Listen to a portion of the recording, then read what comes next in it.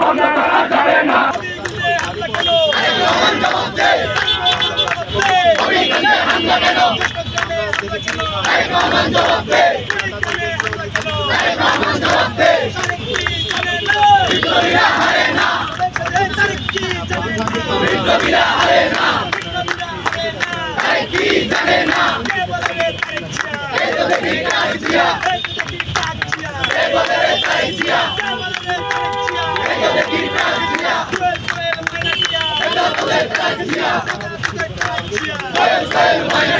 BNP ইতিমধ্যে বেইমানি করেছে।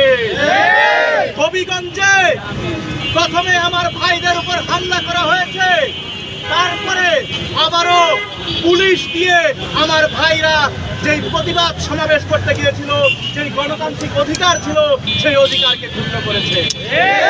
আমরা স্পষ্ট ভাষায় জানিয়ে দিতে চাই, বিএনপি যদি আওয়ামী লীগ হয়ে ওঠার চেষ্টা করে, সেটা জাতীয় ছাত্র শক্তি সম্মিলিতভাবে প্রতিহত করবে।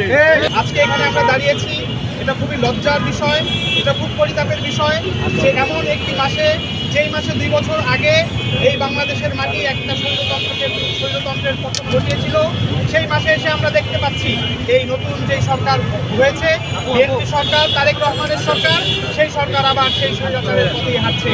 বাংলাদেশের ছাত্র জনতা, বাংলাদেশের যে নাগরিক, তারা মুক্তির জন্য সর্বদা নিজেদের সর্বস্ব বিলিয়ে দিয়েছে। এই সরকার যদি আবারও সেই একই পথে হাঁটতে চায়, তাহলে এই সরকারের শেষ পর্যন্ত কিন্তু দেখতে হবে। বাংলাদেশের প্রাইভেট ইউনিভার্সিটির শিক্ষার্থীরা ইতিপূর্বেও বাংলাদেশের স্বাধীনতা সার্বভৌমত্বের জন্য, বাংলাদেশের নাগরিক অধিকারের জন্য, গণতন্ত্রের জন্য তাদের স্বার্থ বিলীন করে নিজেদের রক্ত ঝরিয়েছে।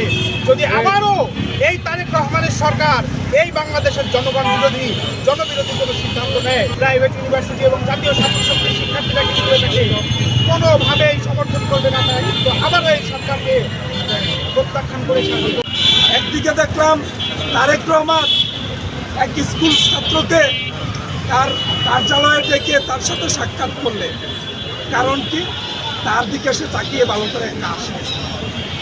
একই দিকে আমরা সেই হবিগঞ্জে দেখলাম আরো একটি স্কুল ছাত্রে চোখ উপড়ে ফেলেছে তার দলের নেতা কর্মীরা। একটিবারও তার ব্যাপারে কোনো ধরনের খোঁজ খবর নিলেন না। তিনি যেভাবে তার পিআর ক্যাম্পেইন শুরু করেছে, আমরা কিছুদিন পর এই পুরো রাষ্ট্রটিকে একটি নাটক বলতে হবে, একটি নাটকের জায়গা বলতে হবে, যেখানে শুধুমাত্র তারেক রহমান তার পিআরের শুটিং করবে আর আমরা শুধুমাত্র বসে বসে দেখব। তিনি ভুল ভেবেছেন। আজকে আমরা দেখলাম যে নাহিদ ইসলামকে টিভি অফিসে পিটিয়ে তার পুরো শরীর রক্তাক্ত করার পরেও তাকে আন্দোলন থেকে নিবৃত্ত করা যায়নি। তাকে আজকে তারা ট্রাক দিয়ে বাধা দিয়েছে। তারা ভেবেছে এই আস্তাদ আব্দুল্লাহকে, সার্জিস আলমকে ট্রাক দিয়ে আটকে দিবে। আমাদের এগুলো দেখে খুবই হাসি পায় এবং আমরা বিএনপিকে আহ্বান করব, আপনারা যে কুলসের ভিতর ঢুকতে চাচ্ছেন, সেই কুলসটি আপনাদের না। আপনারা সেই কুলসে ঢুকতে চাইলে জাতীয় ছাত্র শক্তি ঢাকা বিশ্ববিদ্যালয় এবং এনসিপি জানে সেই খুলস কিভাবে ভাঙতে হয়, আপনাদেরকে কিভাবে পতন ঘটাতে হবে। বিএনপির কাছে বালুর ট্রাক একটা ট্রমা হতে পারে, কিন্তু বিপ্লবীদের কাছে না। তাই আমরা বিএনপি সরকারকে সাবধান করে দিতে চাই, বিপ্লবীরা হারার নয়, তাদের সাথে অকারণে লড়তে আইসেন না। আমরা দেখতে পাই যে ফ্যাসিস্ট আমলে এই ধরনের হামলা এবং এই ধরনের হামলার জাস্টিফিকেশন দেওয়া হতো, এখনো সেম কাজ করা হচ্ছে।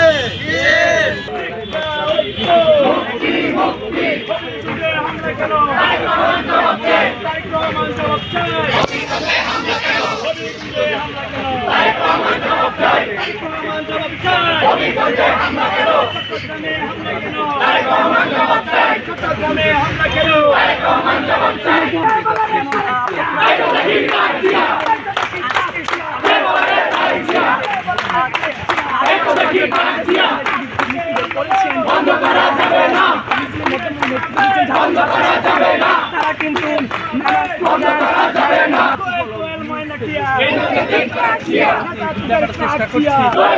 ময়না গতকালকে যে জাতীয় নাগরিক পার্টি যে হামলা, সেই হামলা